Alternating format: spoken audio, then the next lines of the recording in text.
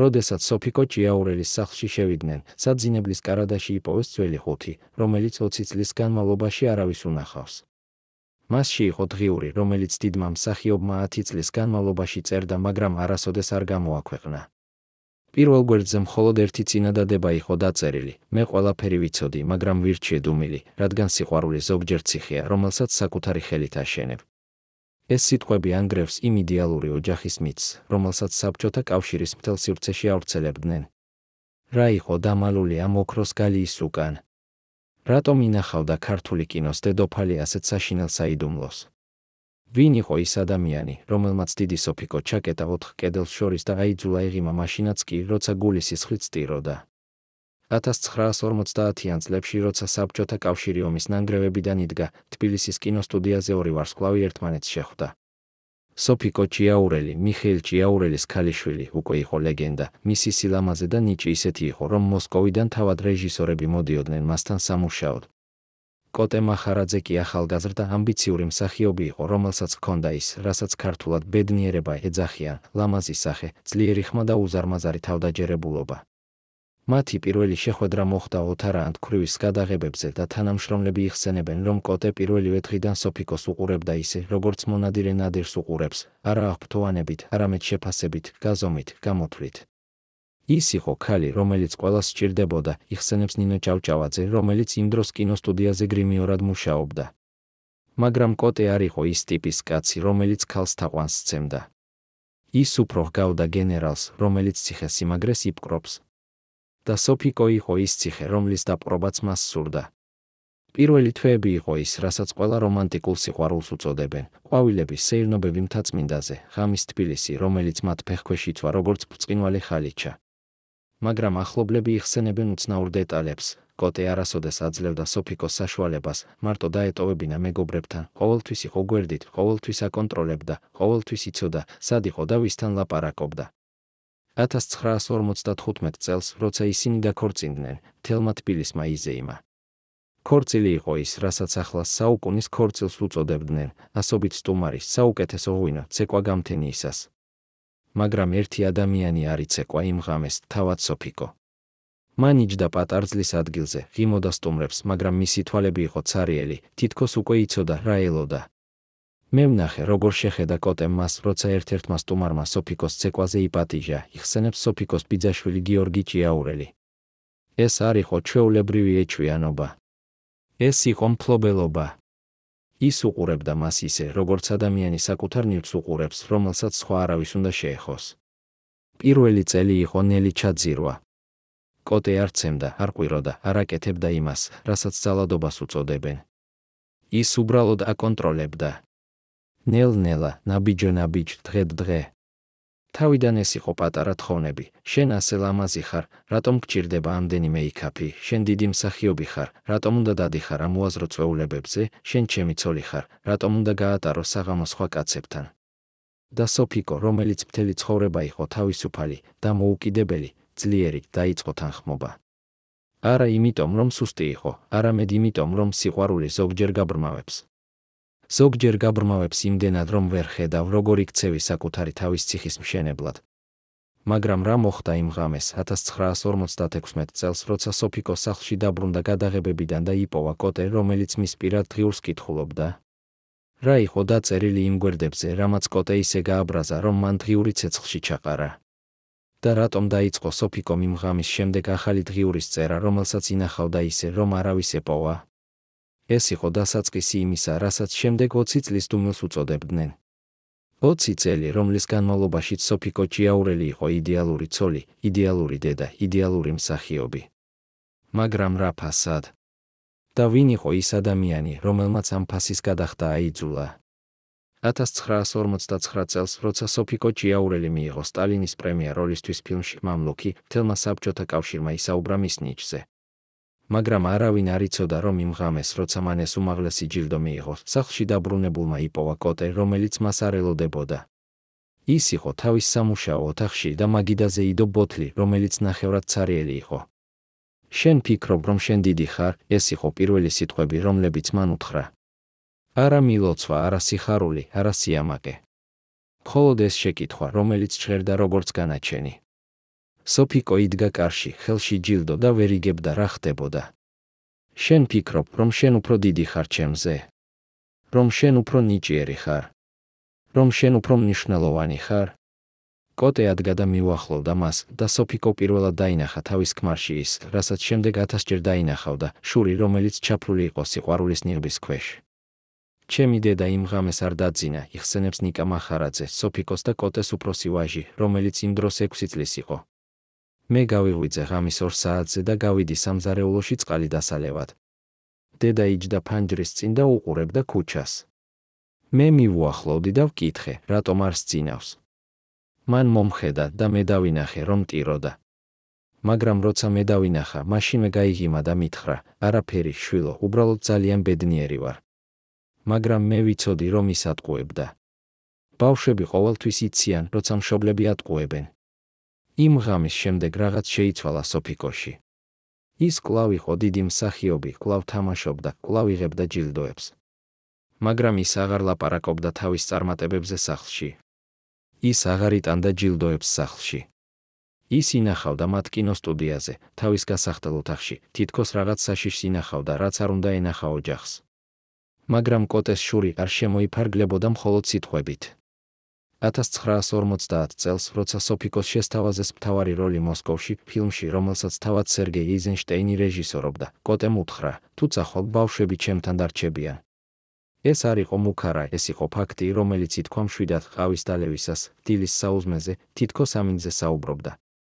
სოფიკო იჯდა მის მოპირდაპირედ, ხელში ჩიქა და გრძნობდა, როგორ ყინავდა სისხლი ძარღვებში.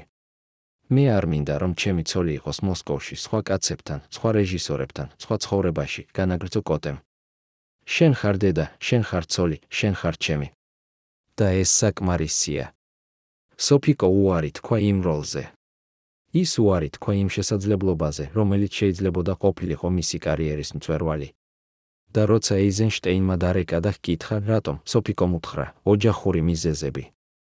ორი სიტყვა, რომელიც მალავდა მთელ ტრაგედიას. ჩვენ ყველამ ვიცოდით, რა ხდებოდა, იხსენებს ვერიკო ანჯაფარიძე, სოფიკოს ახლო მეგობარი და კოლეგა. მაგრამ რას იზამდით? იმ დროს ოჯახური საქმეები იყო წმინდა. არავინ არ ერეოდა. და სოფიკო არასოდეს არ რჩივოდა. ის ყოველთვის იყო ღიმილით, ყოველთვის ლამაზი, ყოველთვის ელეგანტური. მაგრამ ერთხელ 1951 წელს ჩვენ ერთად ვიყავით გადაღებებზე და მე შევამჩნიე მის მკლავზე სინიაკი. ვკითხე, რა მოხდა. მან მითხრა, რომ დაეცა. მაგრამ ის სინიაკი იყო ხელის კვალი. ვიღაცის ხელის კვალი, რომელმაც ძალიან ძლიერად მოჭირა. ვერიკო ჩუმდება და მისი თვალები ივსება ცრემლებით. მე არ დავუჟინე. მე უნდა დამეჟინებინა. მაგრამ მე ვიყავი მორცხვი. ჩვენ ყველანი ვიყავით მორცხვები. 1952 წელს კოტე მახარაძემ დაიწყო სმა. არა ბევრი, არა ყოველდღე, მაგრამ საკმარისად, რომ შეეცვალა. ის ხდებოდა უფრო ნერვიული, უფრო აგრესიული, უფრო კონტროლირებადი. ის იწყებდა სოფიკოს დაკითხვას, სად იყო, ვისთან ლაპარაკობდა, რატომ გვიან დაბრუნდა, რატომ ეცვა ეს კაბა, რატომ იღიმა იმ კაცთან. და სოფიკო პასუხობდა მშვიდად, მოთმინებით, თითქოს ბავშვს უხსნიდა რაღაცას. მაგრამ შიგნით ის კვდებოდა. ნელ-ნელა, დღე-დღეს სიტყვა-სიტყვა. ჩემი დედა იწყებდა ყოველდილას ერთი და იმავე რიტუალით, იხსენებს მათი ქალიშვილი თამარ მახარაძე. ის იდგებოდა, მიდიოდა აბაზანაში, უყურებდა თავის თავს სარკეში და იმეორებდა, შენ ძლიერი ხარ, შენ გაუძლებ, შენ უნდა გაუძლო. მე ერთხელ ვკითხე, რატომ ამბობდა ამას. მან მითხრა, რომ არ დავივიწყო, ვინ ვარ. მაგრამ ვინ იყო ის ადამიანი, რომელიც ეხმარებოდა სოფიკოს იმ წლებში? ვინ იყო ის, ვისთანაც ის ლაპარაკობდა, როცა აღარ შეეძლო დუმილი? და რატომ ეს ადამიანი გაქრა უეცრად 1953 წელს და მის შემდეგ სოფიკო გახდა კიდევ უფრო მარტოხელა, კიდევ უფრო ჩაკეტილი, კიდევ უფრო დუმილში ჩაფლული. რა მოხდა იმ ადამიანთან? და რა როლი ჰქონდა კოტე მახარაძეს მის გაქრობაში? 1953 წლის გაზაფხულზე, როცა თბილისი ივსებოდა ვაშლის ყვავილებით და ახალი იმედებით, სოფიკო ჭიაურელის სახლში შემოვიდა ადამიანი, რომელმაც შეცვალა ყველაფერი. მისი სახელი იყო გიორგი ლეონიძე, ახალგაზრდა პოეტი, რომელიც ჩამოსულიყო თბილისში ქუთაისიდან, სავსე ოცნებებით და ლექსებით. ის მოვიდა სოფიკოსთან რომ ეთხოვა, წაეკითხა მისი ლექსები ერთ-ერთ საღამოზე, რომელსაც კინოსტუდია აწყობდა. სოფიკო დათანხმდა და ისინი დაიწყეს რეპეტიციები. მაგრამ ეს რეპეტიციები იყო უფრო მეტი, ვიდრე უბრალოდ სამუშაო. ისინი იყო თავისუფლების ხვრელი იმ ქალისთვის, რომელიც წლების განმავლობაში იყო ჩაკეტილი ოქროს გალიაში. გიორგი ლაპარაკობდა მასთან ისე, როგორც არავინ არ ელაპარაკებოდა წლების განმავლობაში, როგორც თანასწორთან, როგორც ადამიანთან, არა როგორც ქონებასთან. ჩემი ძმა იყო იდეალისტი, იხსენებს ნინო ლეონიძე, გიორგის და ის სჯეროდა, რომ სიყვარული შეიძლება იყოს სუფთა, უანგარო, თავისუფალი. და როცა შეხვდა სოფიკოს, შეუყვარდა. არა როგორც მსახიობი, არა როგორც ვარსკვლავი, არამედ როგორც ქალი, რომელიც იყო ტყვე საკუთარ ცხოვრებაში. ის მოინდომა მისი გადარჩენა. მაგრამ ის არ იცოდა, რომ ზოგიერთი ადამიანი არ სურს გადარჩენა. ზოგიერთი ადამიანი ისე შეეჩვია ტყვეობას, რომ თავისუფლება აშინებს. სოფიკო და გიორგი იწყებდნენ შეხვედრებს თავიდან კინოსტუდიაზე, შემდეგ პარკებში, შემდეგ პატარა კაფეებში, სადაც არავინ იცნობდა მათ. ისინი ლაპარაკობდნენ ხელოვნებაზე, პოეზიაზე, ცხოვრებაზე. და სოფიკო პირველად წლების განმავლობაში გრძნობდა, რომ სუნთქავდა. მაგრამ თბილისი პატარა ქალაქია, სადაც საიდუმლოებები არ ინახება დიდხანს. 1953 წლის ივნისში ერთ-ერთმა კინოსტუდიის თანამშრომელმა, რომელიც ყოველთვის იყო კოტესთან ახლოს, უთხრა მას, რომ სოფიკო ხშირად ხვდება ახალგაზრდა პოეტს. კოტე არაფერი არ თქვა. ის არ გაბრაზდა, არ ყვირა, არ მოითხოვა ახსნა განმარტება. ის უბრალოდ დაელოდა. და ერთ საღამოს, როცა სოფიკო დაბრუნდა სახლში რეპეტიციიდან, იპოვა კოტე, რომელიც იჯდა მის სამუშაო მაგიდასთან და კითხულობდა წერილებს, რომლებსაც გიორგი უწერდა მას. ეს საინტერესო წერილებია, თქვა კოტემ, მშვიდად, თითქოს ამინდზე საუბრობდა. ძალიან რომანტიული. ძალიან ლამაზი. მაგრამ ძალიან საშიში. სოფიკო იდგა კარში და გრძნობდა, როგორ ქრებოდა ჰაერი ოთახში. რა გინდა? კითხა მან. კოტე ადგა, მოდიოდა მასთან და ჩაუჩუჩა, მინდა რომ შეწყვიტო ეს. მინდა რომ აღარასოდეს შეხვდე ამ ბიჭს. მინდა რომ დაივიწყო, რომ ის არსებობს. თორემ ის არ დაასრულა წინადადება. არ იყო საჭირო. სოფიკო გაიგო. ის ყოველთვის იგებდა და თუ არ შევწყვეტ, კითხა მან და ეს იყო პირველი ჯერი წლების განმავლობაში, როცა მან გაბედა კითხვა. კოტე გაიგიმა, მაგრამ ეს ღიმილი იყო ყინულივით ცივი. მაშინ ის გაქრება.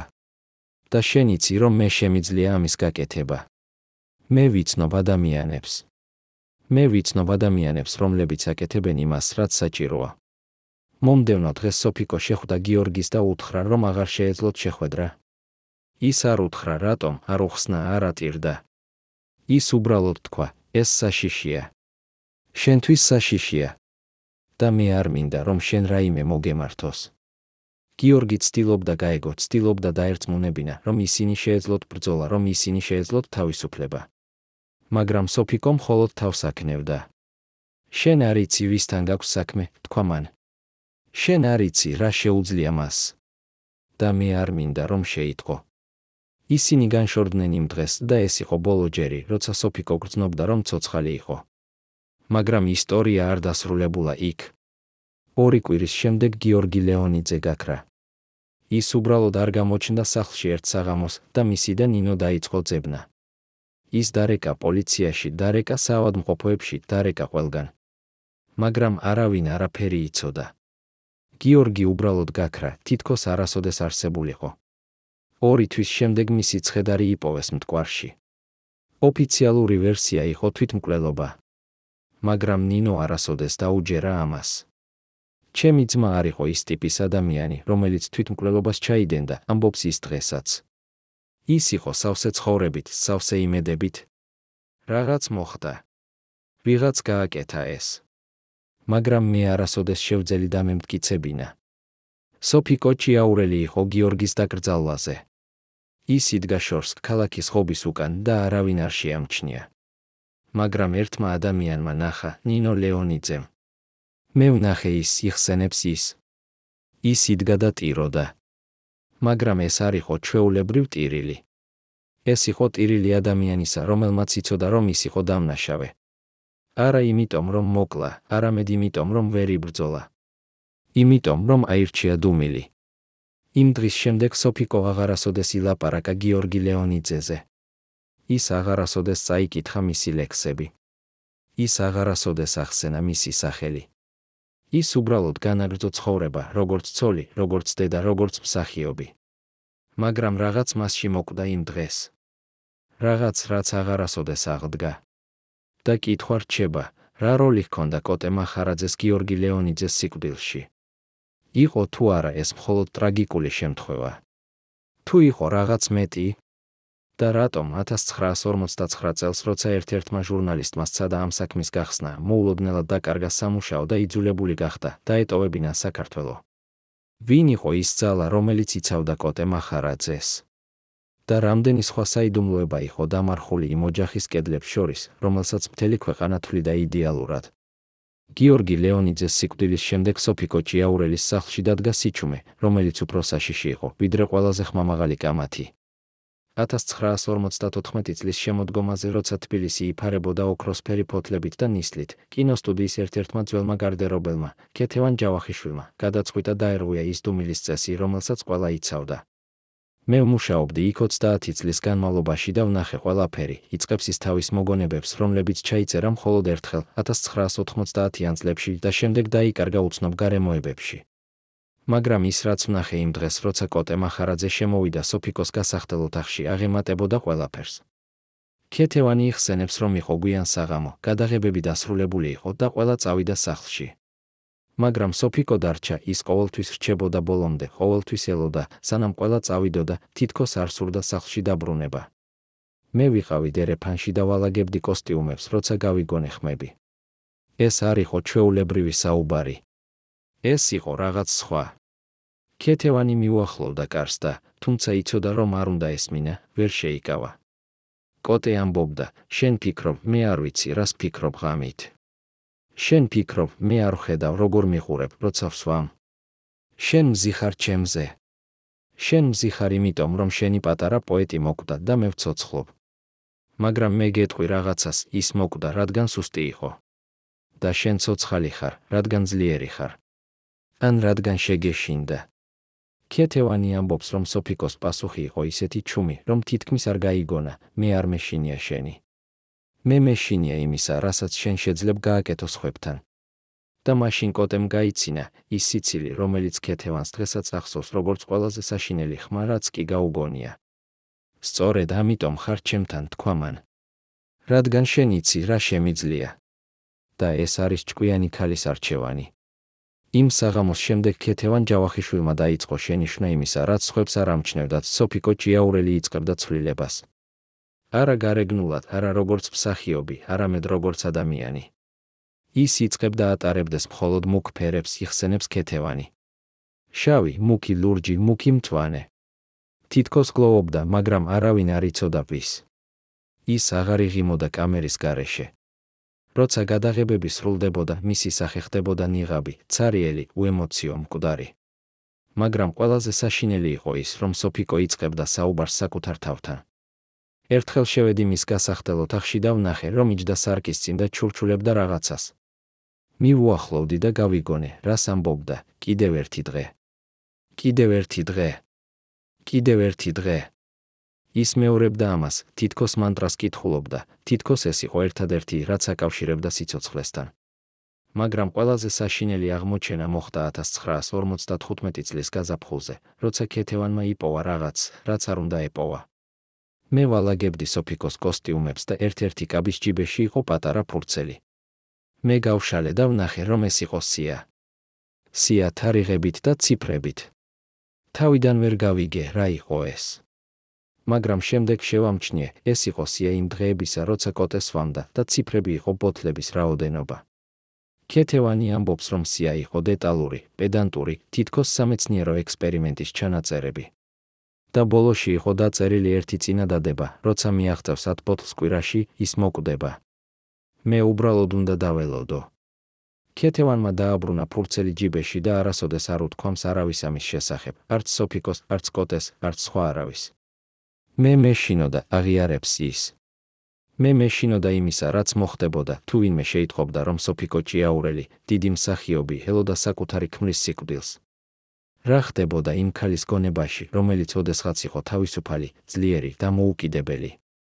როგორ შეიძლებოდა რომ ადამიანი, რომელიც ასახელებდა სიყვარულს სცენაზე, სახლში ითვლიდა დღეებს საკუთარი ქმრის სიკვდილამდე? და რატომ არავინ არ ხედავდა ამას, არც ოჯახი, არც მეგობრები, არც კოლეგები? პასუხი იყო მარტივი და საშინელი ერთდროულად, რადგან ყველას სურდა სჯეროდა ილუზიას. ყველას სურდა სჯეროდა, რომ იდეალური ოჯახი არსებობდა, რომ დიდი სიყვარული შესაძლებელი იყო, რომ ბედნიერება იყო ჭეშმარიტი. და სოფიკო ჭიაურელი აძლევდა მათ ამ ილუზიას ყოველ დღე, ყოველ საღამოს, ყოველ ღიმილით, რომელიც იყო ნიღაბი უფსკრულზე. 1946 წელი იყო წელი, როცა საბჭოთა კავშირი იზეიმებდა გამარჯვებას დიდ სამამულო ომში, მაგრამ სოფიკო ჭიაურელის სახლში არ იყო ზეიმი. იყო მხოლოდ სიჩუმე, რომელიც ხდებოდა უფრო და უფრო მძიმე, თითქოს თავად კედლები სუნთქავდნენ შიშით. იმ წელს მოხდა ინციდენტი, რომელზეც ლაპარაკობდნენ მხოლოდ ჩურჩულით და რომელიც ოფიციალურად არასოდეს არ დადასტურებულა, მაგრამ რომელიც იცოდა ყველამ ვინც იყო ახლოს იმ ოჯახთან. ეს იყო ღამე, როცა კოტე მახარაძე დაბრუნდა სახლში იმდენად მთვრალი, რომ ძლივს იდგა ფეხზე. სოფიკო იყო სამზარეულოში და ამზადებდა ვახშამს, თუმცა იცოდა, რომ კოტე არაფერს ჭამდა, ის მხოლოდ სვამდა. მაგრამ ის აგრძელებდა ამ რიტუალს, თითქოს ეს იყო ერთადერთი, რაც აკავშირებდა ნორმალურ ცხოვრებასთან. ჩემი მამა შემოვიდა სამზარეულოში და დაიწყო ყვირილი, იხსენებს ნიკა მახარაძე, რომელიც იმ დროს იყო 14 წლის. ის ყვიროდა, რომ საჭმელი ცივი იყო, რომ სახლი არეული იყო, რომ დედა არ აკეთებდა არაფერს სწორად. მაგრამ ეს არ იყო ჩვეულებრივი ყვირილი. ეს იყო რაღაც უფრო ღრმა, რაღაც, რაც მოდიოდა არა ალკოჰოლიდან, არამედ სადღაც შიგნიდან, სადღაც ბნელი ადგილიდან, სადაც ცხოვრობდა მისი ყველა შური, ყველა შიში, ყველა სიძულვილი. ნიკა ამბობს, რომ დედა იდგა ღუმელთან და არაფერს არ ამბობდა, მხოლოდ უსმენდა, თითქოს ეს იყო მუსიკა, რომელსაც უნდა მოესმინა ბოლომდე. და მაშინ მამამ აიღო თეფში და ისროლა კედელში. ის გატყდა ასობით ნამსხვრევად და ერთ-ერთმა ნამსხვრევმა დედას მოჭრა ხელი. მე ვნახე, როგორ დაიწყო სისხლის დენა, მაგრამ დედამ თუნდაც არ შეიძრა. ის მხოლოდ უყურებდა მამას და მის თვალებში იყო რაღაც, რაც მე არასოდეს დამავიწყდება. ეს არ იყო შიში, ეს არ იყო ტკივილი, ეს იყო ცარიელობა, აბსოლუტური ცარიელობა. კოტე გავიდა ოთახიდან და სოფიკო დარჩა მარტო სამზარეულოში, სისხლიანი ხელით და გატეხილი თეფშის ნამსხვრევებით ფეხქვეშ. ნიკა მიუახლოვდა დედას და სცადა დახმარება, მაგრამ სოფიკომ თავი გააქნია. არაფერია, შვილო, თქვა მან. უბრალოდ პატარა უბედური შემთხვევა. წადი, იძინე. მაგრამ ნიკა არ წავიდა. ის დარჩა და უყურებდა, როგორ ბანდა დედა ჭრილობას, როგორ აგროვებდა ნამსხვრევებს, როგორ წმენდა სისხლს იატაკიდან. და მთელი ამ დროის განმავლობაში ის ჩურჩულებდა რაღაცას, იხსენებს ნიკა. მე ვერ გავიგე, რას ამბობდა, მაგრამ ეს ჟღერდა როგორც ლოცვა, როგორც მანტრა, როგორც რაღაც, რაც აკავშირებდა მას გონებასთან. ხოლო წლების შემდეგ, როცა ნიკა იპოვა დედის დღიური, გაიგო, რას ამბობდა ის იმ ღამეს. მე ვარ ძლიერი, მე გავუძლებ, მე უნდა გავუძლო ბავშვებისთვის, მე უნდა გავუძლო, რადგან არავინ სხვა არ გაუძლებს. მაგრამ რატომ არ წავიდა? რატომ არ აიღო ბავშვები და არ დატოვა ეს ქორწინება? ეს არის კითხვა, რომელსაც ყველა სვამს, როცა ისმენს ამ ისტორიას. და პასუხი არის უფრო რთული, ვიდრე ჩანს. იმ დროს განქორწინება იყო სკანდალი, ხსნის ეთერგელოვანი, სოციოლოგი, რომელიც სწავლობს საბჭოთა პერიოდის ოჯახურ ურთიერთობებს. მაგრამ სოფიკო ჭიაურელისთვის ეს იქნებოდა არა მხოლოდ სკანდალი, არამედ კარიერის დასასრული. ის იყო საბჭოთა კინოს სიმბოლო, იდეალური ქართველი ქალის სიმბოლო. და იდეალური ქართველი ქალი არ ტოვებს ქმარს.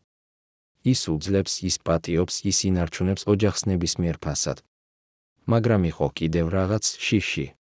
შიში იმისა, რაც კოტე შეეძლო გაეკეთებინა, თუ ის ცდიდა წასვლას.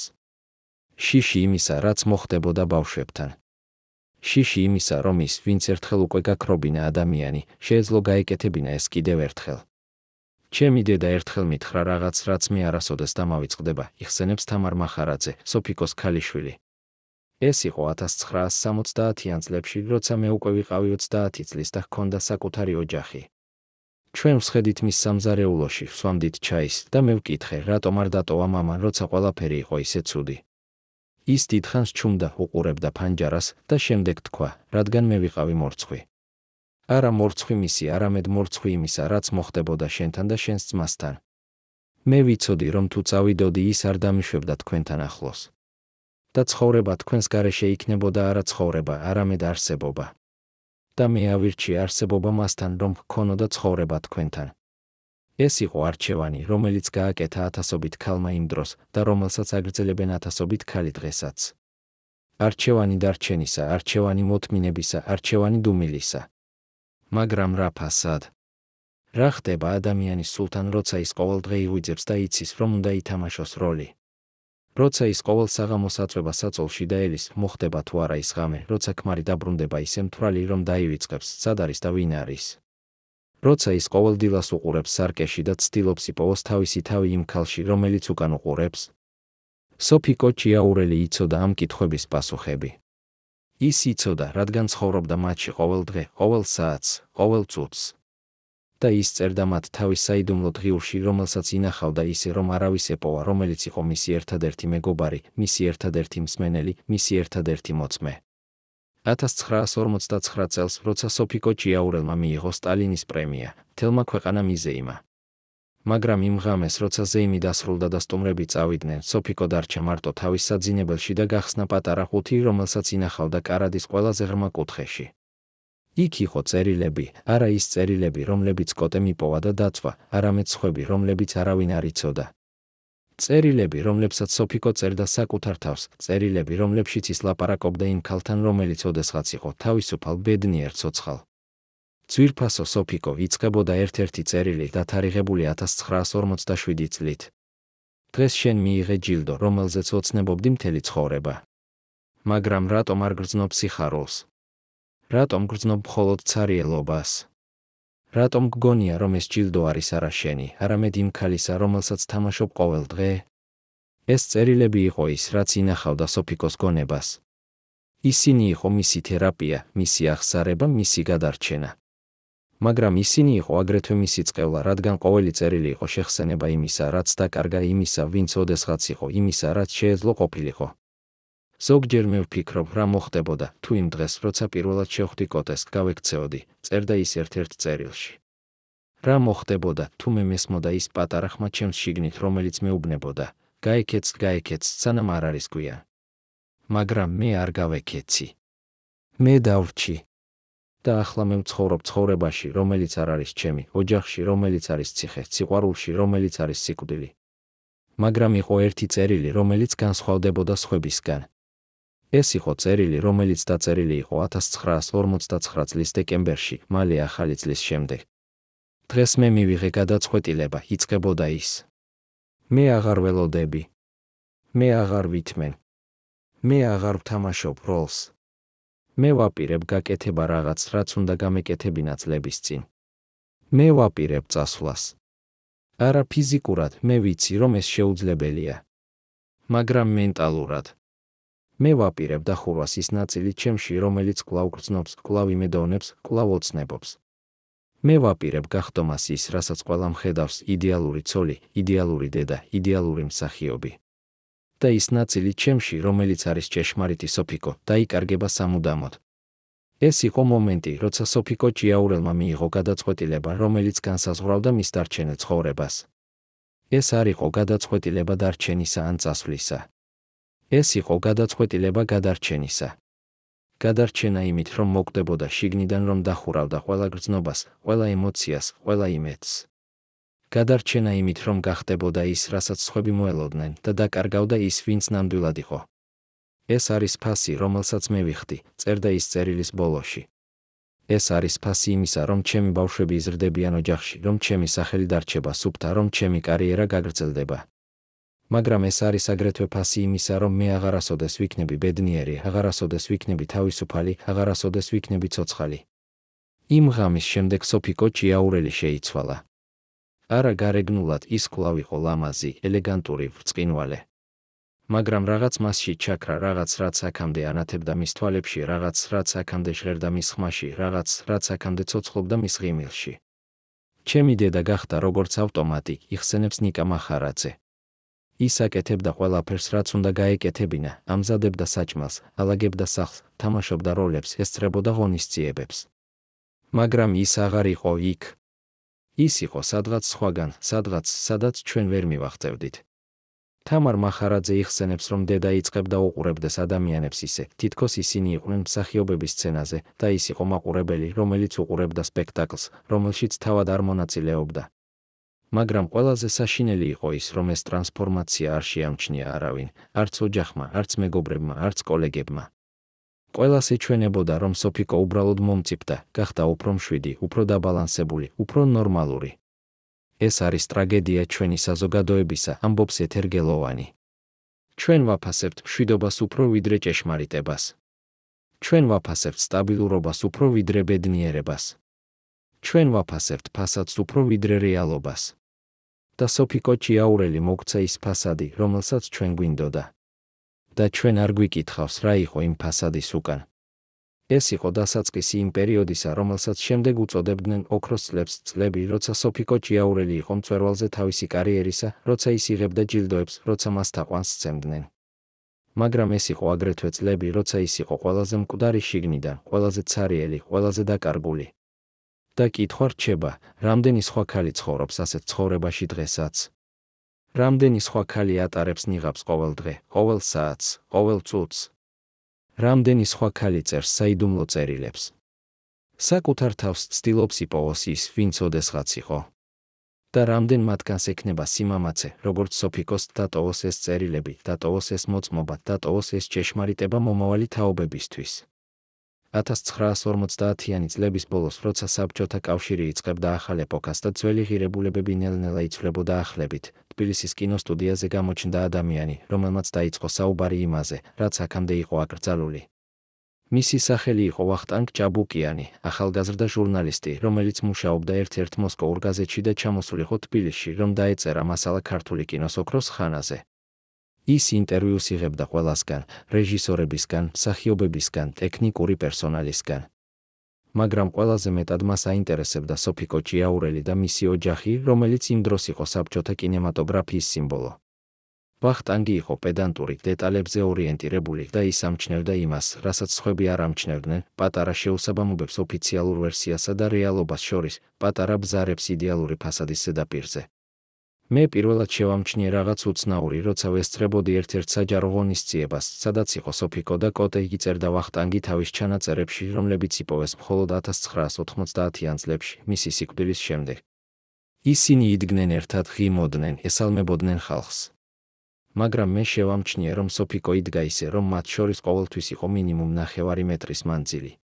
ის არასოდეს ეხებოდა მას, არასოდეს უჭირავდა ხელი, არასოდეს უახლოვდებოდა.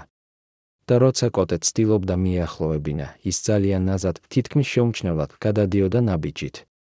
ეს იყო ცეკვა, რომელსაც ისინი ასრულებდნენ წლების განმავლობაში, ცეკვა დისტანციისა, ცეკვა თავიდან აცილებისა, ცეკვა გადარჩენისა. ვახტანგმა დაიწყო კითხვების დასმა, ჯერ ფრთხილად, შემდეგ უფრო პირდაპირ. ის ესაუბრებოდა ადამიანებს, რომლებიც მუშაობდნენ სოფიკოსთან, რომლებიც იცნობდნენ ოჯახს, რომლებიც ხედავდნენ იმას, რაც იყო კამერების გარეშე. და ნელ-ნელა იწყებდა ყალიბდებოდეს სურათი, რომელიც ძალიან განსხვავდებოდა ოფიციალური ვერსიისგან. ერთ-ერთმა ძველმა გრიმიორმა მითხრა რაღაც, რაც მე არასოდეს დამავიწყდება, წერდა ვახტანგი. ის თქვა, თუ გინდა იცოდე ჭეშმარიტება სოფიკო ჭიაურელის შესახებ, უყურე მის ხელებს. ის ყოველთვის ატარებს გრძელი სახელოების ხელთათმანები, თუნდაც ზაფხულში. და თუ ყურადღებით შეხედავ დაინახავ, რომ მის მკლავებზე არის ძველი კვალები, არა ბევრი, მაგრამ საკმარისი, რომ იცოდე, რომ ეს არ არის იდეალური ოჯახი. ვახტანგმა სცადა დაენახა ეს კვალები, მაგრამ სოფიკო იყო ძალიან ფრთხილი, ძალიან გამოცდილი ამ თამაშში. ის ყოველთვის იყო დაფარული, ყოველთვის კონტროლირებული, ყოველთვის იდეალური. მაგრამ ერთხელ ერთხელ ივლისის დღეს, როცა გადაღებები გრძელდებოდა და სიცხე იყო აუტანელი, სოფიკომ მოიხადა სახელოები რამდენიმე წუთით. და ვახტანგმა ნახა, არა ბევრი, მაგრამ საკმარისი. პატარა თეთრი ხაზები, ძველი სინიაკების კვალები, ისტორია, რომელიც იყო დაწერილი კანზე. მე გადავწყვიტე, რომ უნდა ვესაუბრე სოფიკოს პირადად, წერდა ვახტანგი. მაგრამ მე ვიცოდი, რომ ეს იქნებოდა რთული. ის არ იყო ის ტიპის ადამიანი, რომელიც ლაპარაკობდა უცხოებთან პირად საკითხებზე. მაგრამ მე ჰქონდა ერთი უპირატესობა, მე ვიყავი მოსკოვიდან, მე ვიყავი გარედან, მე ვიყავი ადამიანი, რომელიც არ იყო ნაწილი იმ სისტემისა, რომელიც აკონტროლებდა მას. ვახტანგმა გაგზავნა წერილი სოფიკოსთან, სადაც სთხოვდა პირად ინტერვიუს, არა როგორც მსახიობთან, არამედ როგორც ქალთან, როგორც ადამიანთან, ის ელოდა უარს, მაგრამ მოულოდნელად მიიღო პასუხი. მოდით ხვალ, 3 საათზე, კინოსტუდიაზე, ჩემს გასახდელ ოთახში. მოდით მარტო. ეს იყო შანსი, რომელსაც ვახტანგი არ შეეძლო გამოეტოვებინა. მომდევნო დღეს, ზუსტად 3 საათზე ვახტანგი შევიდა სოფიკოს გასახდელ ოთახში. ის იჯდა სარკის წინ უკან მიქცეული და უყურებდა ფანჯარას. დაჯექით, თქვა მან მის მიმართულებაში არ შემოbrunებულა.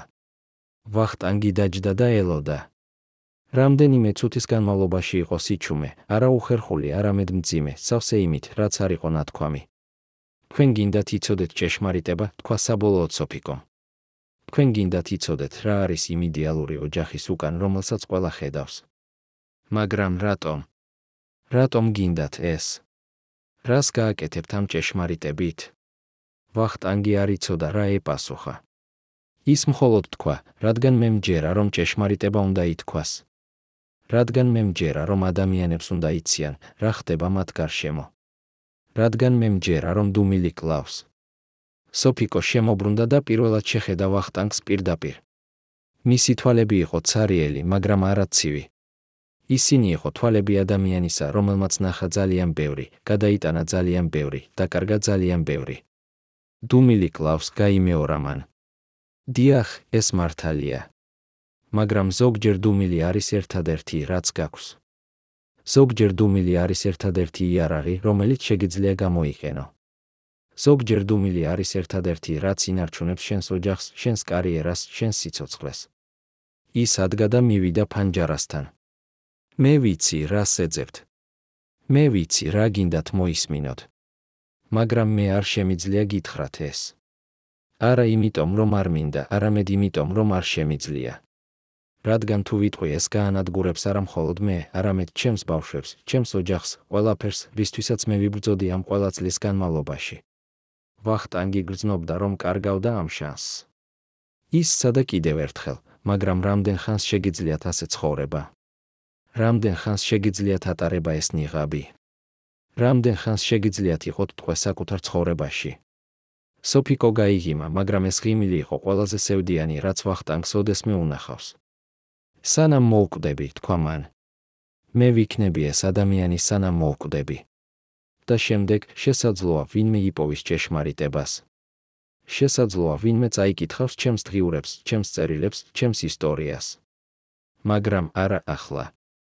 არა ჩემი სიცოცხლის დროს. რადგან ახლა ეს გაანადგურებს ძალიან ბევრს. ის მიუახლოვდა ვახტანგს და ჩაუჩუჩა, წადით. წადით და დაივიწყეთ ეს საუბარი. წადით და დაწერეთ თქვენი სტატია იდეალურ ოჯახზე, იდეალურ სიყვარულზე, იდეალურ ცხოვრებაზე. მიეცით ადამიანებს ის, რაც მათ სურთ. და დამიტოვეთ მე ჩემს დუმილში. ვახტანგი გავიდა იმ ოთახიდან შეცვლილი ადამიანი. ის იცოდა, რომ ნახა რაღაც, რაც არ უნდა ენახა, გაიგო რაღაც, რაც არ უნდა გაეგო. და ის იცოდა, რომ უნდა გაეკეთებინა არჩევანი, ჭეშმარიტება თუ თანაგრძნობა, ამბავი თუ ადამიანურობა. ის დაბრუნდა მოსკოვში და დაწერა სტატია სოფიკო ჭიაურელისა და კოტე მახარაძის შესახებ, სტატია, რომელიც იყო სავსე აღფრთოვანებით, ქებით, იდეალიზაციით. სტატია, რომელიც იყო სრული სიცრუე. მაგრამ ის ინახავდა თავის ჭეშმარიტ ჩანაწერებს, თავის ჭეშმარიტ შთაბეჭდილებებს, თავის ჭეშმარიტ აღმოჩენებს. ის ინახავდა მათ იმ იმედით, რომ ერთ დღეს, როცა დრო იქნებოდა სწორი, ისინი გამოვიდოდნენ ჩრდილიდან. მაგრამ ეს დრო არასოდეს მოვიდა მისი სიცოცხლის დროს. ვახტანგ ჭაბუკიანი გარდაიცვალა 1990-იან წლებში და მისი ჩანაწერები იპოვეს მხოლოდ მისი სიკვდილის შემდეგ მისმა ქალიშვილმა, რომელმაც გადაწყვიტა გამოექვეყნებინა ისინი. მაგრამ რატომ არ გამოვიდა ვახტანგი ჭეშმარიტებით, როცა ჯერ კიდევ ცოცხალი იყო? რატომ აირჩია დუმილი, როგორც სოფიკო? და რამდენი სხვა ჟურნალისტი, რამდენი სხვა მწერალი, რამდენი სხვა ადამიანი იცოდა ჭეშმარიტება, მაგრამ აირჩია დუმილი?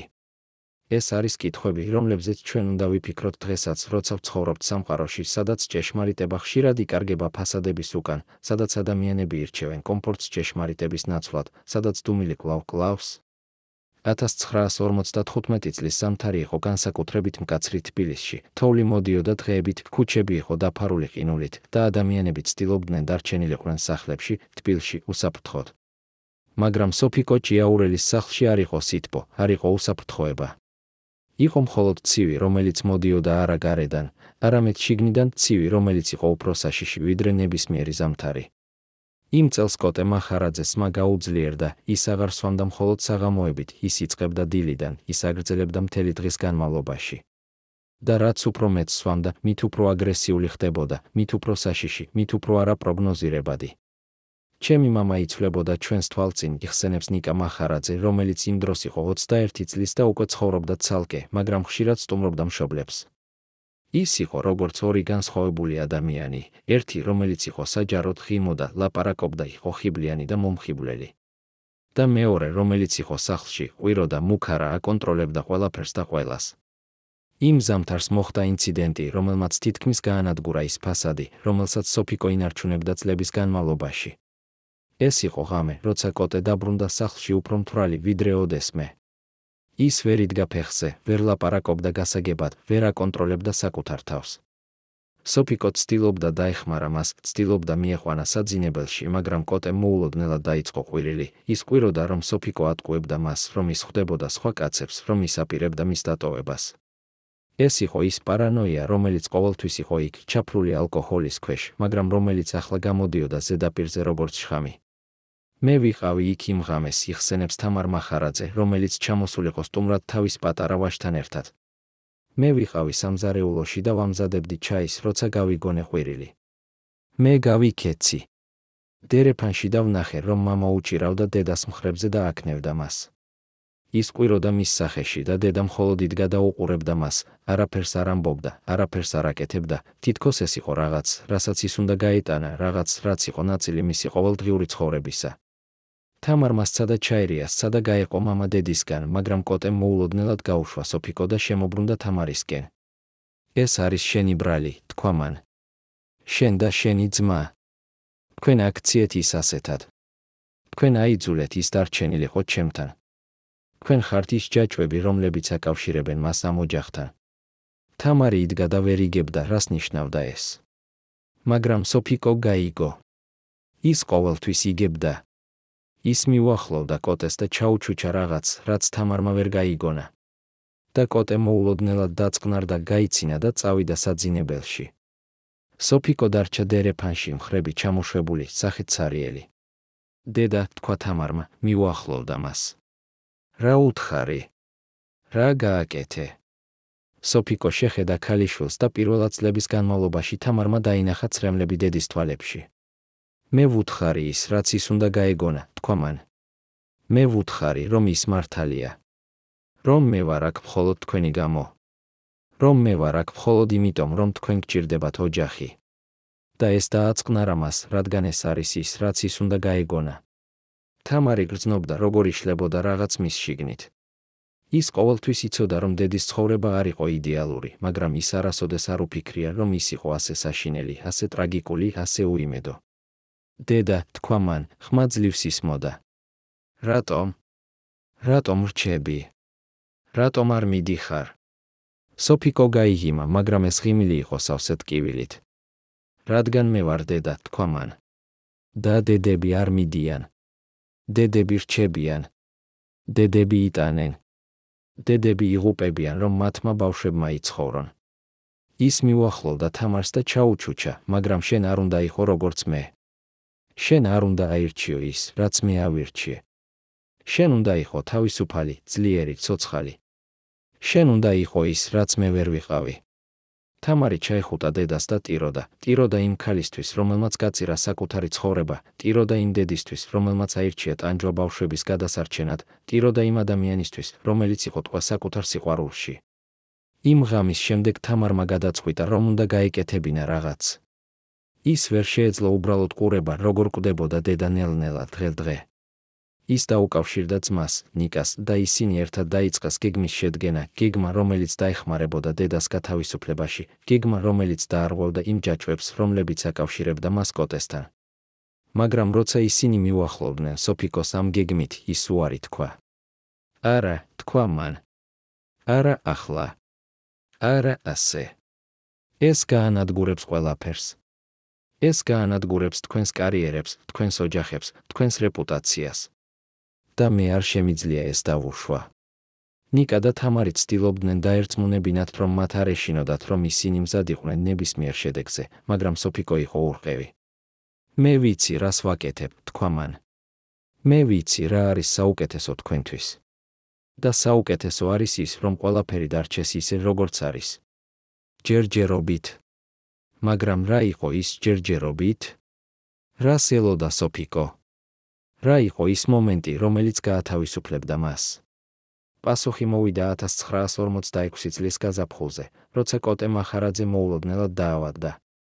ეს არ იყო რაღაც სერიოზული, უბრალოდ გრიპი, რომელიც გართულდა პნევმონიით. მაგრამ მისი ორგანიზმი დასუსტებული წლების სმით ვერ უძლებდა. ის მოათავსეს საავადმყოფოში და ექიმები ამბობდნენ, რომ მდგომარეობა იყო სერიოზული, მაგრამ არა კრიტიკული.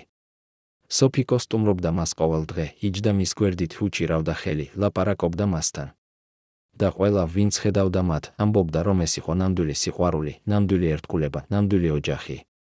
მაგრამ არავინ არ იცოდა, რას ფიქრობდა სოფიკო იმ საათებში, როცა იჯდა კოტეს გვერდით. არავინ არ იცოდა, რომ ის ითვლიდა დღეებს, საათებს, წუთებს. ითვლიდა იმ დრომდე, როცა ის საბოლოოდ იქნებოდა თავისუფალი. 1946 წლის აპრილში, როცა თბილისი იფარებოდა ვაშლის ყვავილებით და ჰაერი ივსებოდა გაზაფხულის სურნელით, კოტე მახარაძეს მდგომარეობა გაუარესდა. პნევმონია, რომელიც თავიდან ჩანდა კონტროლირებადი, გადაიზარდა რაღაც უფრო სერიოზულში, მისი ფილტვები ივსებოდა სითხით, მისი გული სუსტდებოდა, მისი ორგანიზმი ნელ-ნელა უარს ამბობდა ბრძოლაზე. ექიმები აკეთებდნენ ყველაფერს, რაც შეეძლოთ, მაგრამ ისინი იცოდნენ, რომ ეს იყო მხოლოდ დროის საკითხი. სოფიკო კვლავ სტუმრობდა მას ყოველ დღე, მაგრამ ახლა რაღაც შეიცვალა მის ქცევაში. ის აღარ იჯდა მის გვერდით საათობით.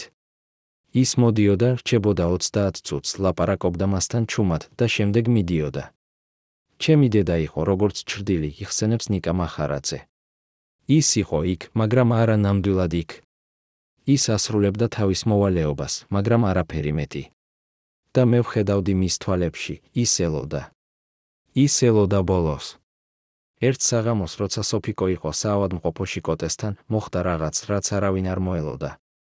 კოტე, რომელიც იყო ნახევრად გონებაზე, ნახევრად ძილში, მოულოდნელად გაიღვიძა და შეხედა სოფიკოს. მე ვიცი, თქვა მან, ხმა ძლივს ისმოდა. მე ვიცი, რას ფიქრობ. მე ვიცი, რას ელი. შენ ელი ჩემს სიკვდილს. სოფიკო გაშეშდა. ის არ მოელოდა ამას, არ იყო მზად ამისთვის. მაგრამ ის არ უარყო. ის მხოლოდ უყურებდა კოტეს და მის თვალებში იყო ის ჭეშმარიტება, რომელსაც ის მალავდა წლების განმავლობაში. დიახ, თქვა მან საბოლოოდ. დიახ, მე ველი. მე ველი იმ დღეს, როცა მე საბოლოოდ ვიქნები თავისუფალი. როცა მე საბოლოოდ შევძლებ სუნთქვას.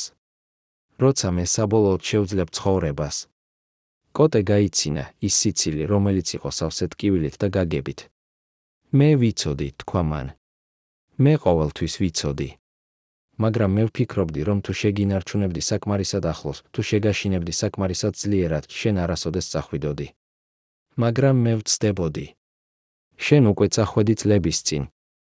შენ წახვედი იმ დღეს, როცა მოკვდა შენი პოეტი. სოფიკო გრძნობდა, როგორ წყდებოდა რაღაც მის შიგნით. ის არასოდეს არ ელაპარაკებოდა გიორგი ლეონიძეზე კოტესთან, არასოდეს არ ახსენებდა მის სახელს. მაგრამ ახლა, ამ მომენტში, როცა კოტე იცვა თავის სიკვდილის საწოლზე, ის საბოლოოდ ამბობდა ჭეშმარიტებას. დიახ, თქვა სოფიკო. მე წავედი იმ დღეს. მე მოვკვდი იმ დღეს. და ის, ვინც დარჩა, იყო მხოლოდ ჩრდილი, მხოლოდ ნიღაბი, მხოლოდ როლი, რომელსაც მე ვთამაშობდი ყოველ დღე. კოტე კვანძავდა და სოფიკო ხედავდა, რომ ისტიროდა. მე მინდოდა, რომ შენ მიყვარდე, თქვა მან. მე მინდოდა, რომ შენ ყოფილიყავი ჩემი.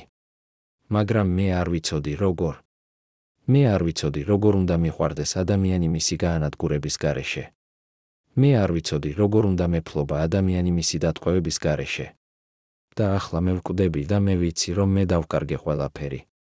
სოფიკო იჯდა და უსმენდა ამ სიტყვებს, რომლებსაც ის ელოდა წლების განმავლობაში, სიტყვებს, რომლებიც იყო აღიარება, ბოდიში ახსნა განმარტება. მაგრამ ისინი მოვიდნენ ძალიან გვიან იმისთვის, რომ რაიმე შეეცვალა, ძალიან გვიან იმისთვის, რომ რაიმე შეეკეთებინა. მე არ შემიძლია შენი პატიება, თქვა მან. მე არ შემიძლია გითხრა, რომ ყველაფერი კარგია, რომ მე გიყვარვარ, რომ მე გაპატიებ. რადგან ეს იქნებოდა სიცრუე. და მე ვიცხოვრე სიცრუეში ძალიან დიდ ხანს. მაგრამ მე შემიძლია გითხრა ერთი რამ, მე გადავრჩი.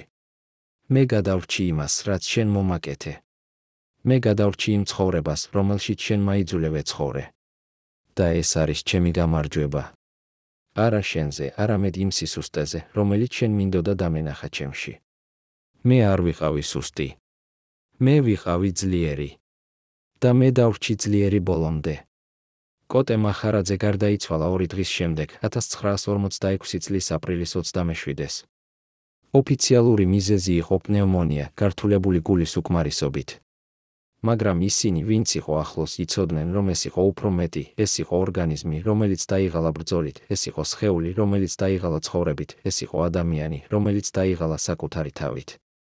სოფიკო ჭიაურელი იყო მის გვერდით, როცა ის გარდაიცვალა. ის უჭირავდა ხელს უყურებდა მის სახეს, ელოდა ბოლოს უნთქვას. და როცა ეს მოხდა, როცა კოტე საბოლოოდ დაწყნარდა, სოფიკო არ ატირდა. ის მხოლოდ იჯდა, უჭირავდა მკვდარი ხელი და გრძნობდა, როგორ ტოვებდა მის სხეულს რაღაც, არა სევდა, არა ტკივილი, არამედ წონა, უზარმაზარი წონა, რომელსაც ის ატარებდა წლების განმავლობაში. დაკრძალვა იყო დიდი, ბრწყინვალე, სავსე ადამიანებით, რომლებიც მოვიდნენ პატივის მისაგებად დიდ მსახიობს, დიდ ქმარს, დიდ მამას. სოფიკო იდგა საფლავთან შავში ჩაცმული სახელდაფარული ფარდით და ყველა ამბობდა, რომ ის იყო სურათი ღირსეული ქვრივისა, სურათი დიდი სიყვარულისა, სურათი ტრაგედიისა. მაგრამ ისინი, ვინც იყო ძალიან ახლოს, ვინც იცნობდა ჭეშმარიტებას, ხედავდნენ რაღაც სხვას. ისინი ხედავდნენ ქალს, რომელიც საბოლოოდ იყო თავისუფალი, ქალს, რომელიც საბოლოოდ შეეძლო სუნთქვა, ქალს, რომელიც საბოლოოდ შეეძლო ცხოვრება. ჩემი დედა არ ატირდა დაკრძალვაზე, იხსენებს თამარ მახარაძე. ის იდგა როგორც ქანდაკება, როგორც ძეგლი, როგორც სიმბოლო. და მე ვიცოდი რატომ. რადგან ის არ ტიროდა მამის გამო. ის ტიროდა იმ წლების გამო, რომლებიც დაკარგა, იმ ცხოვრების გამო, რომელიც ვერ იცხოვრა, იმ ქალის გამო, რომელიც ვერ იყო. მაგრამ რა მოხდა სოფიკო ჭიაურელთან კოტეს სიკვდილის შემდეგ? გახდა თუ არა ის საბოლოოდ თავისუფალი? შეძლო თუ არა ის საბოლოოდ ცხოვრება ისე, როგორც მას სურდა? პასუხი არის უფრო რთული, ვიდრე ჩანს. რადგან თავისუფლება, რომელსაც სოფიკო ელოდა წლების განმავლობაში, აღმოჩნდა არა დასასრული, არამედ დასაწყისი ახალი ბრძოლისა, ახალი ტანჯვისა, ახალი გზისა. და ეს გზა იყო კიდევ უფრო რთული, ვიდრე ის, რომელზეც ის იყო აქამდე. რადგან როგორი ცხოვრო, როცა შენი მთელი ცხოვრება იყო განსაზღვრული იმით, რისგანაც გაეკეცი. როგორ იპოვო საკუთარი თავი, როცა შენი მთელი იდენტობა იყო აშენებული იმ როლზე, რომელსაც თამაშობდი? როგორ გახდე ცოცხალი, როცა შენი მთელი არსებობა იყო სიკვდილი? 1946 წლის მაისში, თითქმის თვის შემდეგ კოტე მახარაძეს სიკვდილისა, სოფიკო ჭიაურელის სახლში მოვიდა ადამიანი, რომელიც არავის ელოდა. ეს იყო ქალი დაახლოებით 40 წლის, ჩაცმული მარტივად, თითქმის ღარიბულად, მაგრამ მის თვალებში იყო რაღაც, რაც აიძულებდა ყურადღებას მიექცია. მან თქვა, რომ მას ჰქონდა რაღაც, რაც უნდა გადაეცა სოფიკოსთვის, რაღაც, რაც ეკუთვნოდა კოტეს, მაგრამ რაც არავინ არ იცოდა. სოფიკო მიიღო ის თავის სასტუმრო ოთახში და ქალმა გამოიღო პატარა ყუთი, ძველი, გახეხილი, რომელიც ჩანდა, რომ წლების განმავლობაში იყო დამალული სადღაც ბნელში. ეს მომცა კოტემ 1953 წელს, თქვა ქალმა. მან მითხრა, რომ თუ მას რაიმე მოემართებოდა, მე უნდა მომეტანა ეს თქვენთან. მან მითხრა, რომ მხოლოდ თქვენ უნდა ენახათ ეს. სოფიკო აიღო ყუთი ხელში და გრძნობდა, როგორ დრწოდა მისი ხელები. ის არ იცოდა, რა იყო შიგნით, მაგრამ ის იცოდა, რომ ეს იყო რაღაც, რაც შეეცვლებოდა ყველაფერს. როცა ქალი წავიდა, სოფიკო დარჩა მარტო ყუთთან. ის დიდხანს უყურებდა მას, ვერ გადაწყვეტდა, გაეხსნა თუ არა. ნაწილი მისი მინდოდა ჩაეგდო ის ცეცხლში, დაეწვა, გაენადგურებინა ის, რაც შიგნით იყო. მაგრამ მეორე ნაწილი, ის ნაწილი, რომელიც ყოველთვის ეძებდა ჭეშმარიტებას, აიძულებდა გაეხსნა. და როცა ის გახსნა, იპოვა წერილები, ათობით წერილები, დაწერილი კოტეს ხელით, მიმართული არა მისთვის, არამედ სხვა ქალისთვის. წერილები, რომლებიც იყო სავსე სიყვარულით, ვნებით, დაპირებებით. წერილები, რომლებიც ამბობდა, რომ კოტეს ჰყავდა სხვა ცხოვრება, სხვა ოჯახი, სხვა სიყვარული, ყველაფერი ის, რასაც ის უარყოფდა სოფიკოსთვის. ჩემო საყვარელო ნინო, იწყებოდა ერთ-ერთი წერილი. მე ვიცი, რომ ჩვენი ვითარება რთულია, მაგრამ მალე ყველაფერი შეიცვლება. მალე მე დავტოვებ მას და მოვალ შენთან, ჩვენს ვაჟთან, ჩვენს ნამდვილ ოჯახთან. მე დავტოვებ იმ ცხოვრებას, რომელიც არის მხოლოდ ფასადი და დავიწყებ ნამდვილ ცხოვრებას შენთან, სოფიკო კითხულობდა წერილს წერილის მიყოლებით და ყოველი სიტყვა იყო როგორც დანა, რომელიც ჭრიდა მის გულს. არა იმიტომ, რომ ის უკვე უყვარდა კოტე, ის დიდი ხნის წინ მოკვდა მისთვის. არამედ იმიტომ, რომ ეს წერილები აჩვენებდა, რომ ყველაფერი, რასაც ის ფიქრობდა, რომ იცოდა, იყო სიცრუე. კოტე არ იყო ადამიანი, რომელიც ვერ უყვარდა, ის უბრალოდ ვერ უყვარდა მას. კოტე არ იყო ადამიანი, რომელიც არ იცოდა, როგორ ყოფილიყო ნაზი, რომელიც არ იცოდა, როგორ ყოფილიყო თავისუფალი, ის უბრალოდ არ მინდოდა ყოფილიყო ასეთი მასთან. და ყველაზე საშინელი იყო ის, რომ ამ წერილებში კოტე წერდა სოფიკოზე, წერდა მასზე როგორც ტვირთზე, როგორც ვალდებულებაზე, როგორც ციხეზე, რომელშიც ის იყო ჩაკეტილი. სოფიკო არის ჩემი წყევლა, წერდა ის ერთ-ერთ წერილში. ის არის ქალი, რომელიც მაკავშირებს იმ ცხოვრებასთან, რომელიც მე არ მინდა. მაგრამ მე არ შემიძლია დავტოვო ის, რადგან ის არის ჩემი ბილეთი იმ სამყაროში, სადაც მე მჭირდება ყოფნა. ის არის ჩემი ფასადი, ჩემი ნიღაბი, ჩემი დაცვა. სოფიკო დახურა ბოლო წერილი და იჯდა სიჩუმეში, გრძნობდა როგორ იშლებოდა რაღაც მის შიგნით, არა გული, რადგან ის უკვე გატეხილი იყო წლების წინ, არამედ რაღაც უფრო ღრმა, რაღაც რაც იყო საფუძველი მისი მთელი არსებობისა. ის ყოველთვის ფიქრობდა, რომ ის იყო მსხვერპლი, რომ ის იყო ის, ვინც იტანჯებოდა, ვინც იწირებოდა. მაგრამ ეს წერილები აჩვენებდა, რომ ის იყო აგრეთვე იარაღი, რომელსაც კოტე იყენებდა საკუთარი მიზნებისთვის, იარაღი, რომელიც აძლევდა მას ლეგიტიმაციას, რესპექტაბელურობას, სვდომას იმ სამყაროში, სადაც ის მინდოდა ყოფნა. მე ვიყავი არა მისი სიყვარული, არამედ მისი ბიზნესი, ჩურჩულებდა სოფიკო საკუთარ თავთან. მე ვიყავი არა მისი ცოლი, არამედ მისი ინვესტიცია. და მე დავხარჯე 30 წელი ცხოვრებაში, რომელიც იყო სიცრუე ორივე მხრიდან. ის ადგა, წავიდა სამზარეულოში, აიღო ყუთი და ყველა წერილი და ჩააგდო ღუმელში. ის უყურებდა, როგორ იცვოდა ისინი, როგორ იქცეოდა ფერფლად, როგორ ქრებოდა ჰაერში. და პირველად წლების განმავლობაში ის გრძნობდა რაღაცას, რაც ჰგავდა სიმშვიდეს. მაგრამ ეს სიმშვიდე არ გაგრძელებულა დიდხანს. რადგან მომდევნო კვირაში სოფიკომ მიიღო ვიზიტი კიდევ ერთი ადამიანისგან, ახალგაზრდა ბიჭისგან დაახლოებით 30 წლის, რომელიც თქვა, რომ ის იყო კოტეს ვაჟი იმ სხვა ქალისგან. მე მოვედი არა იმისთვის, რომ რაიმე მოვითხოვო, თქვა მან. მე მოვედი იმისთვის, რომ გითხრათ ჭეშმარიტება. ჩემი მამა არ იყო ის ადამიანი, რომელსაც ყველა ფიქრობდა. ის არ იყო დიდი მსახიობი, დიდი ქმარი, დიდი მამა. ის იყო ადამიანი, რომელიც ცხოვრობდა ორ ცხოვრებაში და ორივეში ის იყო ტყუილი. ბიჭმა უთხრა სოფიკოს ყველაფერი, როგორ კოტე სტუმრობდა მათ ყოველ კვირას, როგორ ის ატარებდა საჩუქრებს, როგორ ის დაპირებდა, რომ მალე ისინი იქნებოდნენ ერთად ყოველთვის. მაგრამ ეს არასოდეს მოხდა, თქვა ბიჭმა. და ჩემი დედა მოკვდა ელოდა მას. ის მოკვდა სჯეროდა, რომ ერთ დღეს ის მოვიდოდა და წაიყვანდა ჩვენ. მაგრამ ის არასოდეს მოვიდა. ის რჩებოდა თქვენთან, რადგან თქვენ იყავით მისი ბილეთი წარმატებისკენ. სოფიკო უსმენდა ამ სიტყვებს და გრძნობდა, როგორ ივსებოდა რაღაცით, რაც არ იყო რისხვა, არ იყო სიძულვილი, არამედ რაღაც უფრო რთული, გაგება, თანაგრძნობა, სოლიდარობა. ეს ბიჭი იყო მსხვერპლი, როგორც ის, როგორც მისი ბავშვები, როგორც ყველა, ვინც იყო კოტეს ცხოვრებაში. რა გინდა ჩემგან, კითხა მან. ბიჭმა შეხედა მას და თქვა, მე მინდა, რომ თქვენ იცოდეთ ჭეშმარიტება. მე მინდა, რომ თქვენ არ იფიქროთ, რომ თქვენ იყავით ერთადერთი, ვინც იტანჯებოდა. მე მინდა, რომ თქვენ იცოდეთ, რომ ჩვენ ყველანი ვიყავით მსხვერპლი იმ ადამიანისა, რომელიც არ იცოდა, როგორ უყვარდეს, მაგრამ ძალიან კარგად იცოდა, როგორ გამოეყენებინა. სოფიკო კვანძავდა და პირველად წლების განმავლობაში ისტიროდა, არა საკუთარი თავისთვის, არამედ ყველა მათთვის, ვინც იყო დაზარალებული კოტეს ეგოიზმით, ყველა მათთვის, ვინც დაკარგა წლები ელოდა რაღაცას, რაც არასოდეს მოვიდოდა. მე ვიცი, რა გინდა გაკეთება, თქვა სოფიკომ საბოლოოდ. შენ გინდა, რომ მე გამოვიდე და ვთქვა ჭეშმარიტება. შენ გინდა, რომ მე გავანადგურო ის ფასადი, რომელიც აშენდა კოტეს გარშემო. მაგრამ მე არ შემიძლია ეს. არა იმიტომ, რომ მე მინდა დავიცვა მისი მეხსიერება, არამედ იმიტომ, რომ მე მინდა დავიცვა ჩემი ბავშვები, ჩემი ოჯახი, ყველაფერი, რისთვისაც მე ვიბრძოდი ამ ყველა წლის განმავლობაში.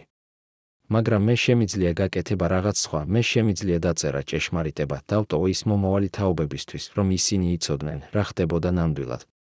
და შენ, თუ გინდა, შეგიძლია იყო ნაწილი ამ ჭეშმარიტებისა. ბიჭმა დაუკვირდა სოფიკოს და კვანძა. მე არ მინდა შურისძიება, თქვა მან. მე მინდა მხოლოდ ის, რომ ადამიანებმა იცოდნენ, რომ იდეალური ოჯახები არ არსებობს, რომ ფასადების უკან ყოველთვის არის რაღაც უფრო რთული, უფრო ბნელი, უფრო ადამიანური. სოფიკო გაიღიმა და თქვა, მაშინ ჩვენ ვართ მოკავშირეები. ჩვენ ორივენი ვიბრძვით ერთი და იმავე ბრძოლაში, ბრძოლა ჭეშმარიტებისთვის, ბრძოლა გაგებისთვის, ბრძოლა იმისთვის, რომ სხვა ადამიანებმა არ გაიარონ ის, რაც ჩვენ გავიარეთ. 1947 წელი იყო წელი, როცა სოფიკო ჭიაურელმა დაიწყო წერა, არა როგორც მსახიობმა, არამედ როგორც ადამიანმა, რომელსაც ჰქონდა ისტორია, რომელიც უნდა ეთქვა. ის წერდა ღამით, როცა ყველა სხვა იძინებდა, წერდა თავის საიდუმლო დღიურში, რომელსაც ინახავდა ისე, რომ არავის ეპოვა. ის წერდა ყველაფერს თავის ქორწინების შესახებ, თავის ტანჯვის შესახებ, გიორგი ლეონიძეს შესახებ, კოტეს საიდუმლო ცხოვრების შესახებ. ის წერდა არა შურისძიებისთვის, არამედ გათავისუფლებისთვის, გათავისუფლება იმ წონისგან, რომელსაც ის ატარებდა წლების განმავლობაში, გათავისუფლება იმ საიდუმლოებისგან, რომელიც კლავდა მას ნელ-ნელა. მე ვწერ ამას არა იმისთვის, რომ გავანადგურო კოტეს მეხსიერება, წერდა ის დღიურის დასაწყისში. მე ვწერ ამას იმისთვის, რომ გადავარჩინო ჩემი საკუთარი მეხსიერება, ჩემი საკუთარი ჭეშმარიტება, ჩემი საკუთარი ისტორია. მე ვწერ ამას იმისთვის, რომ მომავალმა თაობებმა იცოდნენ, რომ იდეალური ცხოვრებები არ არსებობს, რომ ყველა ადამიანი იბრძვის თავის საკუთარ ბრძოლებს, რომ ყველა ოჯახს აქვს თავისი საიდუმლოებები. მაგრამ წერა იყო მხოლოდ ნაწილი სოფიკოს ახალი ცხოვრებისა. ის აგრეთვე იწყებდა ცხოვრებას, ნამდვილად ცხოვრებას, პირველად წლების განმავლობაში. ის იწყებდა შეხვედრებს ძველ მეგობრებთან, რომლებსაც კოტე არ უშვებდა სახლში. ის იწყებდა სიარულს პარკებში მარტო, თავისუფლად, ყოველგვარი კონტროლის გარეშე. ის იწყებდა ღიმილს, არა იმ ღიმილს, რომელიც იყო ნიღაბი, არამედ ნამდვილ ღიმილს, რომელიც მოდიოდა შიგნიდან. ჩემი დედა იცვლებოდა ჩვენს თვალწინ, იხსენებს თამარ მახარაძე. ის იყო როგორც ყვავილი, რომელიც ხდებოდა ჩრდილში წლების განმავლობაში და ახლა საბოლოოდ ხედავდა მზეს. ის იყო როგორც ფრინველი, რომელიც იყო გალიაში წლების განმავლობაში და ახლა საბოლოოდ ფრენდა. ის იყო როგორც ადამიანი, რომელიც იყო მკვდარი წლების განმავლობაში და ახლა საბოლოოდ ცოცხლდებოდა.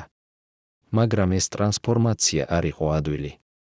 სოფიკო იბრძოდა თავის საკუთარ დემონებთან, დემონები დანაშაულის, დემონები სირცხვილის, დემონები შიშის. ის ხშირად იღვიძებდა ღამით, ოფლიანი, შეშინებული, ფიქრობდა, რომ კოტე იყო იქ, რომ ის უყურებდა მას, რომ ის აკონტროლებდა მას. ერთხელ 1948 წელს მე ვიყავი დედასთან და ის მითხრა რაღაც, რაც მე არასოდეს დამავიწყდება, იხსენებს ნიკა მახარაძე. ის თქვა, შენ იცი რა არის ყველაზე რთული თავისუფლების შესახებ. ის არ არის მისი მოპოვება. ის არის მისი მიღება. ის არის იმის მიღება, რომ შენ ღირსი ხარ მისი, რომ შენ შეგიძლია ცხოვრება მასში, რომ შენ არ უნდა გრძნობდე დანაშაული იმისთვის, რომ შენ ბედნიერი ხარ. და მე გავიგე, რომ ჩემი დედა კვლავ იბრძოდა, არა კოტესთან, რადგან ის უკვე მკვდარი იყო, არამედ თავის საკუთარ თავთან, იმ ნაწილთან, რომელიც კვლავ სჯეროდა, რომ ის არ იყო ღირსი ბედნიერებისა. სოფიკო იწყებდა აგრეთვე ლაპარაკს, არა საჯაროდ, არა ინტერვიუებში, არამედ პირადად ახლო ადამიანებთან. ის იწყებდა გაზიარებას თავისი ისტორიის, თავისი ტანჯვის, თავისი გადარჩენის.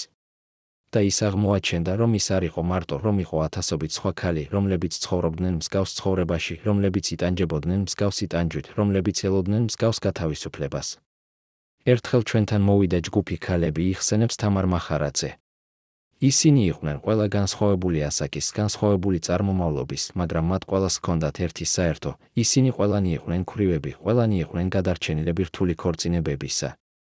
და ისინი მოვიდნენ დედასთან, რადგან გაიგეს, რომ ის იყო ერთ-ერთი მათგანი, რომ ის გაიგებდა მათ. და მე ვნახე, როგორ იჯდა ჩემი დედა მათთან, როგორ უსმენდა მათ, როგორ ლაპარაკობდა მათთან. და მე გავიგე, რომ ჩემი დედა იპოვა თავის მიზანს, არა როგორც მსახიობმა, არამედ როგორც ადამიანმა, რომელსაც შეეძლო დახმარება სხვებისთვის, რომელსაც შეეძლო გაზიარება თავისი ძალის, თავისი გამოცდილების, თავისი იმედის. სოფიკო იწყებდა აგრეთვე მუშაობას ახალგაზრდა მსახიობებთან, განსაკუთრებით ქალებთან. ის უხსნიდა მათ არა მხოლოდ როგორ ეთამაშათ როლები, არამედ როგორ ეცხოვრათ ცხოვრება, როგორ დაეცვათ საკუთარი თავი, როგორ დაეცვათ საკუთარი ღირსება, როგორ არ დაეშვათ, რომ ვინმე გაანადგურებინათ ისინი. სოფიკო ჭიაურელი იყო არა მხოლოდ დიდი მსახიობი, არამედ დიდი მასწავლებელი, ამბობს ნანა მჭედლიძე, რომელიც იყო ერთ-ერთი მისი სტუდენტი 1959 წელს. ის გვასწავლიდა, რომ ძალა არ არის მხოლოდ ფიზიკური, არამედ მენტალური, ემოციური, სულიერი.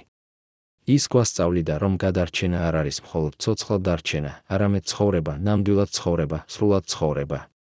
ის გვასწავლიდა, რომ ჩვენ ღირსები ვართ სიყვარულისა, პატივისცემისა, თავისუფლებისა და რომ ჩვენ არ უნდა დავეშვათ არავის, რომ წაგვართვას ეს. მაგრამ ყველაზე მნიშვნელოვანი იყო ის, რომ სოფიკო იწყებდა პატიებას, არა კოტეს, რადგან ის არასოდეს არ დაპატიებდა მას იმისთვის, რაც მან გააკეთა, არამედ საკუთარ თავს. ის იწყებდა პატიებას საკუთარ თავს იმისთვის, რომ დარჩა, იმისთვის, რომ არ იბრძოლა, იმისთვის, რომ აირჩია დუმილი. ის იწყებდა გაგებას, რომ ის გააკეთა ის, რაც შეეძლო იმ გარემოებებში, რომ ის გადარჩა ისე, როგორც შეეძლო, რომ ის იყო არა სუსტი, არამედ ძლიერი იმით, რომ გაუძლო, ძლიერი იმით, რომ არ გატეხილა, ძლიერი იმით, რომ დღეს იყო აქ ცოცხალი, თავისუფალი, მზად ახალი დასაწყისისთვის. მეგობრებო, როგორ თქვენ უყურებთ სოფიკო ჭიაურელის ისტორიას? იყო თუ არა ის მსხვერპლი თავისი დროის, თავისი საზოგადოების, თავისი ქმრის, თუ იყო ის გმირი, რომელმაც გადარჩა და აჩვენა გზა სხვებისთვის? იყო თუ არა კოტე მახარაძე უბრალოდ პროდუქტი თავისი დროისა, ადამიანი, რომელიც არ იცოდა უკეთესი, თუ იყო ის ნამდვილად ის, რაც ის ჩანდა, ადამიანი, რომელმაც გააკეთა არჩევანი კონტროლისა და მფლობელობისა სიყვარულის ნაცვლად? დაწერეთ თქვენი აზრი კომენტარებში, ჩვენთვის მნიშვნელოვანია იცოდეთ, ახსოვთ თუ არა ეს ისტორია თქვენს ქალაქში, თქვენს ოჯახში, თქვენს გულში. დააჭირეთ მოწონებას, თუ თქვენ გჯეროდათ, რომ ჭეშმარიტება უნდა ითქვას და გამოიწერეთ ჩვენი არხი, რომ გაიგოთ მეტი ისტორიები იმ ადამიანების შესახებ, რომლებიც იყვნენ უფრო მეტი, ვიდრე ჩანდნენ, რომლებიც იბრძოდნენ უფრო მძიმე ბრძოლებს, ვიდრე ვიცოდით, რომლებიც დატოვეს ჩვენთვის გაკვეთილები, რომლებიც ჩვენ უნდა ვისწავლოთ დღესაც.